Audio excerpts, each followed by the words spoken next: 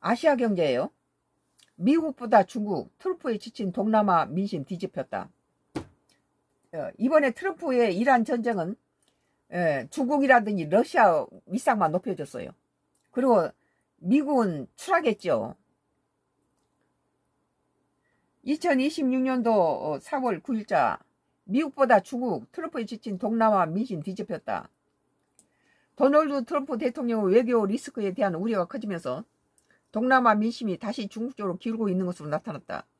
미중 사이에서 균형을 유지해온 아세안 전략적 부담도 한층 커지는 분위기다. 만약에 우리나라의 트럼프가 우리나라 대통령이었다면 감방에 갔어요. 우리 국민은 잡아서 넣어서 구속시켰을 거예요. 미국 국민들이 멍청한 거죠. 저런 지도자를 가지고 저 큰 나라에서 저걸 보고 있는 거 보면 미국 국민들이 상당히 수준이 낮아요. 연합뉴스는 8일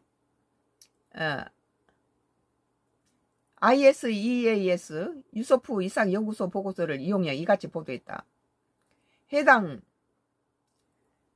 연구소가 아세안 회원국 정책 결정자와 전문가들 대상으로 실시한 설문조사에 따르면 미중 가운데 하나를 선택해야 할 경우 중국을 택하겠다는 응답이 52%로 미국을 선택하겠다는 응답 48%보다 많았다.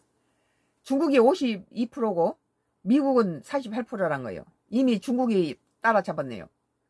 중국이 미국보다 우위인 것을 보인 건 2024년 이후 두 번째다. 앞서 2024년도에 지금 유럽의 정상들도 그러잖아요. 트럼프 좀 미친 짓을 하고 있으니까 예측 불허인 트럼프보다는 예측 가능한 시진핑하고 대화하겠다 이런 거 아니에요 지금. 아시아뿐만 아니라 유럽 정상들도 그렇게 봐요. 트럼프 저 사람도 아니죠.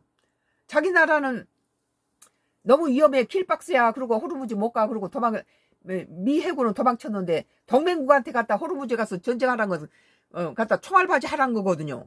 이런 부도덕한 짓을 어디한테다 합니까? 그걸 동맹국한테다가 그걸 뭐 사전 뭐 같이 협의를 한 적도 없이 지 멋대로 갖다 불질러 놓고 나서는 뭐 배설하고 나서 그 똥을 누구한테 치우라 합니까? 동맹국이 무슨 바보예요?